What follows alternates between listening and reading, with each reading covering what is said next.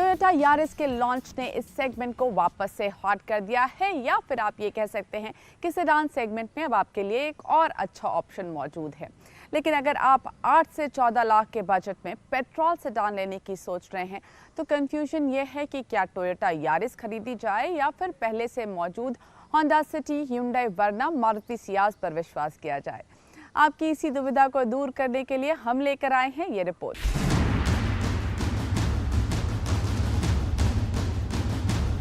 Sedan यानी एक 3 box car. बाजार में कई ऑप्शंस हैं, लेकिन हम आपके लिए लेकर आए हैं 4 ऐसी कारें जो रिलायबल हैं और इन पर लोगों का भरोसा भी है। पहली कार है होंडा सिटी। इस कार का हमेशा से सेडान सेगमेंट में वर्चस्व रहा है। इसके पीछे वजह है प्रीमियम ब्रांड और बेहतर रीसेल वैल्यू।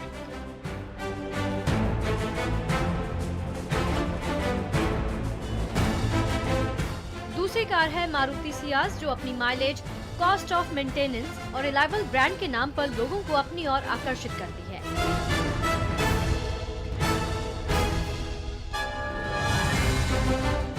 तीसरी कार ह्यूंडई वर्ना है, जो बेस्ट लग्जरी फीचर्स और स्टाइलिश लुक के दम पर लोगों को लुभा रही है।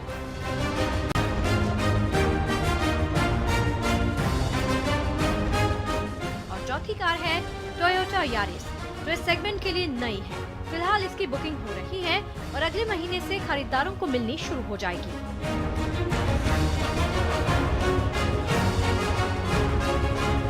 जब भी हम गाड़ी खरीदते हैं हमारे लिए लुक्स और फीचर्स काफ़ी अहम होते हैं, तो चलिए सबसे पहले इन्हीं पर फोकस करते हैं।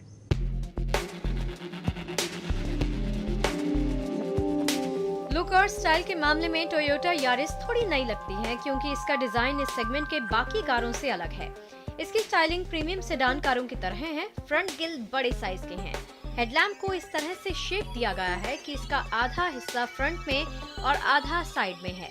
रियर हिस्से को कूपे कार की तरह शेप देने की कोशिश की गई है। इस तरह से लुक के लिहाज से इसकी रोड प्रेजेंस काफी अच्छी है। इंटीरियर में इसके डैशबोर्ड को वाटरफॉल डिजाइन दिया गया है। ये पहली कार है इस सेगमेंट की जिसमें रियर पैसेंजर के लिए रूफ माउंटेड एसी वेंट दिए गए हैं। इंफोटेनमेंट सिस्टम में गेस्चर कंट्रोल फीचर दिए गए हैं। जरूरत पड़ने पर रियर सीट को 60-40 रेशो में फोल्ड भी कर सकते हैं। ह्यूंडई वर्ना अपने कॉम्पिटिटर के मुकाबले फिलहाल काफी अच्छी दिखती है। इसके पीछे वजह है कि इसे कूपे कार की तरह शेप दिया गया है, क्योंकि वर्ना के डिजाइन में इलांट्रा का स्टाइल दिखता है। इसी वजह से ये पहले के मुकाबले ज्यादा स्लीक और खूबसूरत लगती है। इंटीरियर में ज्यादा स्पेस मिले इसके लिए इसमें 2600 मिलीमीटर व्हील बेस है, लेकिन कूपे डिजाइन होने की वजह से रियर पैसेंजर के लिए हेडरूम थोड़ा सा कम है। खासकर जो लोग लंबे हैं उन्हें थोड़ी दिक्कत हो सकती है। इसमें कुछ फीचर्स ऐसे हैं जो इस सेगमेंट की किसी भी दूसरी कार में नहीं, जैसे वेंटिलेटेड सीट और टॉप वेरिएंट में सनरूफ भी दिया गया है। मारुति सियाज लुक के मामले में एक 3 बॉक्स कार लगती है, लेकिन सामने से ये एलिगेंट और एस्थेटिक अपील देती है। स्टाइल के मामले में जरूर ये थोड़ी सी पुरानी लगने लगी है, लेकिन अभी भी इस डिजाइन के चाहने वाले काफी ज्यादा हैं। तभी तो बिक्री के मामले में कुछ दिन पहले होंडा सिटी को इसने पीछे छोड़ दिया था, लेकिन फिलहाल इसकी बिक्री काफी कम हो गई है। इंटीरियर में स्पेस की कोई कमी ना हो, इसका पूरा ख्याल रखा गया है, खासकर रियर सीट में। सियाज के रियर सीट में जितना स्पेस मिलता है उतना होंडा सिटी और वर्ना में नहीं, और यही इसकी यूएसपी भी है। होंडा सिटी अभी तक की अपनी बोल्ड और स्टाइलिश लुक की वजह से इस सेगमेंट में सबसे पॉपुलर कार है। इंटीरियर में बैठते ही आपको कंफर्ट का एहसास होगा, चाहे आप फ्रंट सीट पर बैठे हों या फिर रियर सीट पर। तभी तो कंफर्ट के मामले में सेडान सेगमेंट की बाकी कारों से होंडा सिटी बाजी मार लेती है। Touch screen, air condition control, sunroof, cruise control जैसे फीचर तो इसमें हैं ही, साथ ही पेडल शिफ्ट गियर का ऑप्शन भी मिलेगा।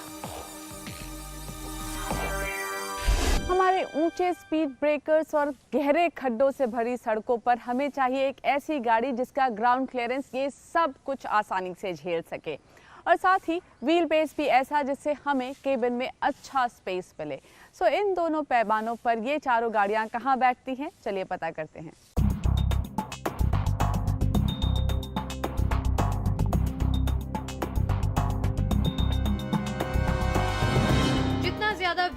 उतना ज्यादा स्पेस। तो व्हील बेस के लिहाज से मारुति सियाज के मुकाबले होंडा सिटी और नई वर्ना पीछे हैं, जबकि सबसे कम व्हील बेस टोयोटा यारिस का ही है। कुछ खरीदार ग्राउंड क्लियरेंस को भी देखते हैं, क्योंकि यहाँ की सड़कों के हालात देखकर लोग ज्यादा ग्राउंड क्लियरेंस वाली गाड़ी चाहते हैं। तो ग्राउंड क्लियरेंस के लिहाज से टोयोटा यारिस पीछे रह जाती है, क्योंकि इसमें 133 मिलीमीटर ग्राउंड क्लियरेंस मिलता है, जबकि भारतीय सड़कों के लिहाज से कम 150 मिलीमीटर का ग्राउंड क्लियरेंस होना चाहिए। सेडान कार लोग इसलिए भी लेते हैं ताकि उन्हें लगेज के लिए ढेर सारी जगह मिले। तो बूट स्पेस के लिहाज से यहाँ पर भी टोयोटा यारिस पीछे छूट जाती है, क्योंकि इसमें 476 लीटर का बूट स्पेस मिलता है। अब हम पता करेंगे इन गाड़ियों की परफॉर्मेंस कैसी है, कहाँ मिलती है सबसे ज्यादा पावर और कहाँ मिलता है सबसे ज्यादा माइलेज।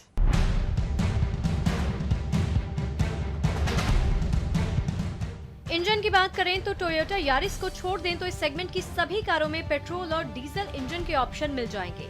किसी में पावर कम है तो किसी में माइलेज ज्यादा है, लेकिन हम यहाँ पर सिर्फ पेट्रोल इंजन की बात करेंगे, क्योंकि अब लोगों का रुझान पेट्रोल कारों की तरफ ज्यादा होने लगा है।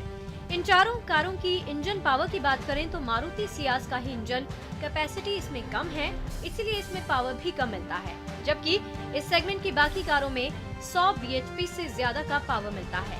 ऑटोमेटिक गियर चाहते हैं तो चारों कारों में मैनुअल के साथ ऑटोमेटिक गियर का ऑप्शन है, लेकिन टोयोटा यारिस के सभी वेरिएंट्स में 7 स्पीड ऑटोमेटिक गियर का ऑप्शन दिया गया है। अब आप इन चारों कारों की माइलेज भी जान लीजिए।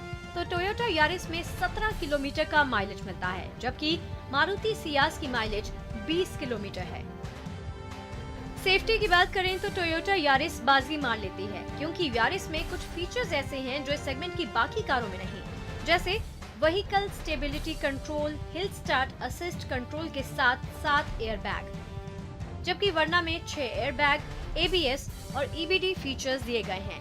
मारुति सियाज में 2 एयर बैग, ABS और EBD फीचर्स मिलते हैं। होंडा सिटी में भी 6 एयर बैग, ABS और EBD जैसे फीचर्स मौजूद हैं।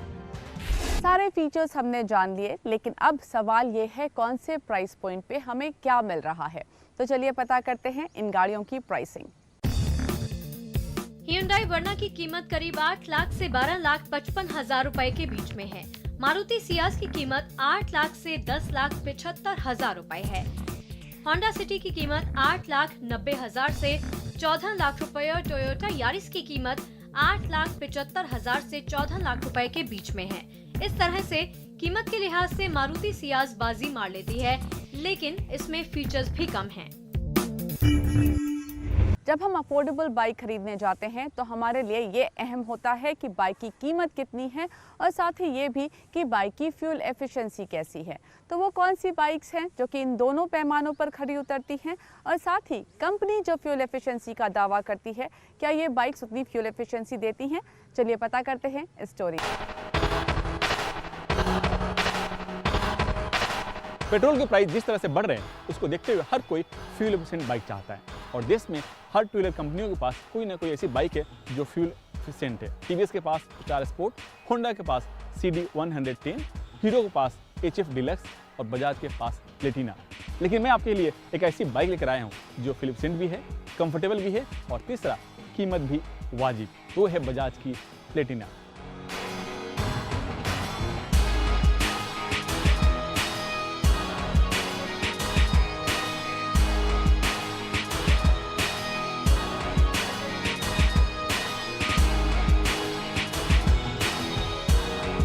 कंपनी का दूसरा दावा है इस बाइक को लेकर कि इसमें सबसे ज़्यादा कंफर्ट मिलता है इस सेगमेंट के बाकी बाइक के मुकाबले। तो इसके पीछे तो सबसे बड़ी वजह है कि इसके फ्रंट शॉकर में कंफर्ट टेक टेक्नोलॉजी का इस्तेमाल किया गया है। दूसरा, जो इसका रियर शॉकर है उसकी लंबाई थोड़ी सी ज़्यादा है और उसमें 2 स्प्रिंग का इस्तेमाल किया गया है। और तीसरा, जो इसका सीट है उसमें जिस फोम का इस्तेमाल किया गया उसकी क्वालिटी थोड़ी सी बेहतर है। इसी वजह से आपको रास्ते में छोटे छोटे गड्ढों का पता नहीं चलता। इंजन 100 cc, पावर 8 bhp, और एक चीज़ और है, इसके हेडलैम्प में DRL दिया गया है, वो भी LED के बने हुए हैं, और ये इस सेगमेंट की पहली बाइक है जिसमें LED DRL का इस्तेमाल किया गया है। लेकिन हमारा सफ़र तो है फ्यूल चेक करने का, यानी माइलेज कितनी है चलिए हमारा सफ़र जारी रहेगा।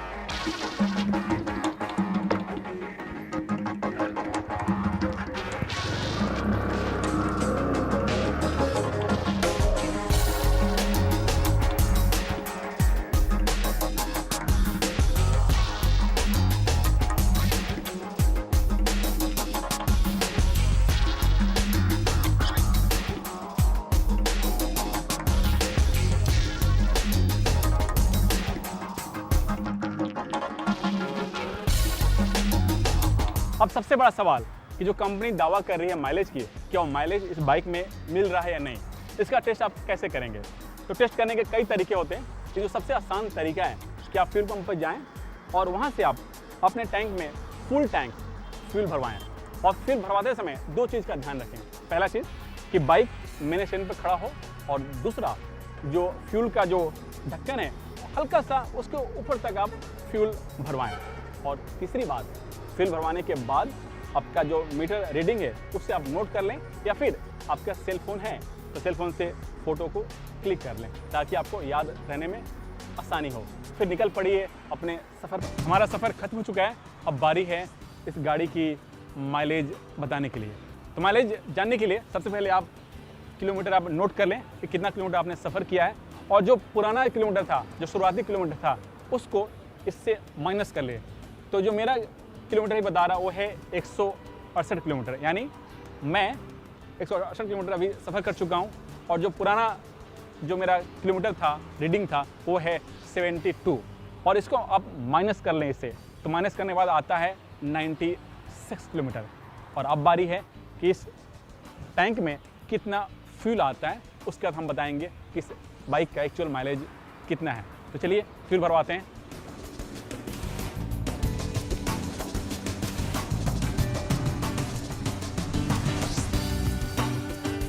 इस तरह से मेरे फ्यूल टैंक में टोटल 1.26 किलोमीटर फ्यूल भरा जाता है, और एक्चुअल माइलेज के लिए जितना किलोमीटर मैंने सफ़र किया है, यानी 96 किलोमीटर मैंने सफ़र किया है, उसको जितना मैंने फ्यूल भरवाया है उससे डिवाइड कर दीजिए, और जितना बचता है वो है आपका एक्चुअल माइलेज।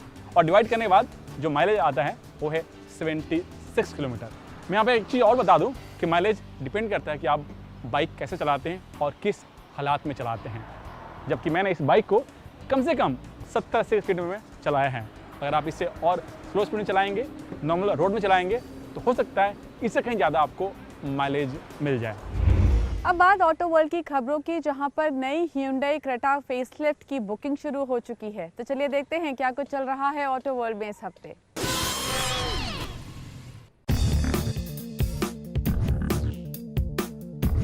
Hyundai जल्द ही क्रेटा का फेसलिफ्ट लॉन्च करने वाली है। इसी वजह से Hyundai के डीलर्स ने नई क्रेटा की बुकिंग लेना शुरू कर दिया है। माना जा रहा है कि नई क्रेटा इसी महीने के अंत तक शोरूम में आ जाएगी। नई क्रेटा में सबसे बड़ा बदलाव इसके लुक्स और स्टाइल में किया गया है। साथ ही कई नए फीचर्स भी दिए गए हैं।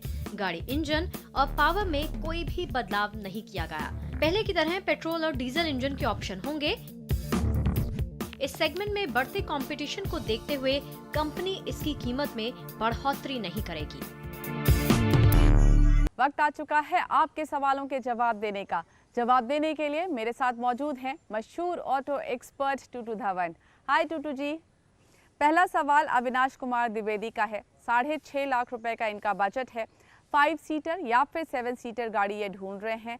इन्होंने डैटसन गो रीमिक्स सोच रखी है, पर जानना चाहते हैं क्या ये खरीदने लायक प्रोडक्ट है या फिर 50,000 रुपए और लगाएं और किसी और प्रोडक्ट के बारे में सोचें। अविनाश जी, आपके बजट के अंदर तो वैसे कई गाड़ियां आती हैं, बट जो 7 सीटर आप कहते हो तो उसके अंदर सिर्फ 2-3 ही आए। एक तो डैटसन गो प्लस है और दूसरी है अर्टिगा। अर्टिगा से थोड़ा सा आपको बजट बढ़ाना पड़ेगा ये अर्टिगा के लिए, बट उसके अंदर सेफ्टी फीचर्स बहुत हैं, और दूसरी मारुति की प्रोडक्ट है, आफ्टर सेल सर्विस बहुत बढ़िया है, कॉस्ट टू ओनरशिप बहुत अच्छी है, कंफर्ट्स उसमें ज़्यादा हैं, सेफ्टी फीचर्स उसके अंदर बहुत हैं। So everything is a plus plus. और साथ साथ में आप थोड़ा सा पैसा फालतू खर्च करना चाहे तो AMT भी आपको उसके अंदर मिल जाएगी, और 1.4 लीटर इंजन के साथ 90 bhp निकालती है, और प्राइस उसकी शुरू होती है 6.70 से हो जाती है 9 लाख तक। और 17 किलोमीटर का फ्यूल एवरेज का दावा है। And of course Maruti products have got the best resale value. Abhinav Soni एक बाइक खरीदना चाहते हैं। करीब 300 किलोमीटर ये हर हफ्ते चलते हैं। 75,000 का बजट है। जानना चाहते हैं बजाज पल्सर 150 या फिर टीवीएस अपाचे 260 या फिर होंडा की कोई बाइक खरीद। अभिनव जी, हाल में ही टीवीएस ने अपनी आरटीआर को लॉन्च किया है 160, जो कॉपी की है 200 की, और ग्राफिक्स और स्टाइलिंग सब कुछ उन्होंने वही दिया है, सिर्फ इंजन कैपेसिटी कम की है। और 160 सीसी के साथ 16.8 bhp निकालती है, 35-40 किलोमीटर बड़े आराम से दे देती है। और प्राइस उसकी शुरू होती है 81,000 से और जाती है 90,000 तक। आपको उसके अंदर ऑप्शंस मिलेंगी, कार्बोरेटेड या फ्यूल इंजेक्टेड, दोनों में से कोई एक ले लीजिए। डिजिटल स्पीडोमीटर हैं उसके अंदर और 114 किलोमीटर उसकी मैक्सिमम स्पीड अचीव कर सकते हैं। So all in all I think it's a great bike. और साथ साथ उनकी after sale service and service station की फैसिलिटीज़ भी बहुत ज़बरदस्त है। Hardeep Patel wants to buy an MUV. जानना चाहते हैं XUV 500 या फिर टाटा हेक्सा में से कौन सी खरीदें। हरदीप साहब, हम आपको रिकमेंड करेंगे XUV 500 प्राइमरीली, क्योंकि अभी हाल में ही लॉन्च किए है, उनकी फेसलिफ्ट की है, प्लस फीचर्स फील्ड कर दिए हैं। पहले भी उसके अंदर बहुत सारे फीचर्स थे और अब तो और भी ज़्यादा उन्होंने फीचर्स लगा दिए हैं। And they are very usable, lot of electronics, automatic transmission की ऑप्शन है अलॉन्ग विद मैनुअल, 4x4 की ऑप्शन है। सारे models except for the base model आपको उसके अंदर ऑटोमेटिक ट्रांसमिशन की ऑप्शन मिलेगी। डिपेंडिंग ऑन योर बजट आप उनको ले सकते हैं। और इंटीरियर्स जो उन्होंने नए बनाए हैं, they are very sporty, quilted look दी है। एंड 12.32 लाख से शुरू होती है, 19 लाख तक जाती है और 15 किलोमीटर का फ्यूल एवरेज का दावा है। और महिंद्रा की after sale service and cost to ownership दोनों ही बहुत बढ़िया है। And of course reliability factor भी उसका बहुत बढ़िया हो चुका है। तो आई होप आपको आपके सवालों के जवाब मिल गए। इसी तरह आवाज़ ओवरड्राइव के ऑफिशियल फेसबुक पेज पर आप अपने ऑटो से जुड़े सवाल हमें भेज सकते हैं। टाइम टू से बाय बाय। लेकिन एक बात कहना चाहती हूँ, जब आप गाड़ी चलाइए मोबाइल फ़ोन का इस्तेमाल बिल्कुल मत करिए। It's not safe for you. चलिए हम लेते हैं यहाँ पर आप सबसे यही इजाज़त। Do tune in next week. Till then bye bye.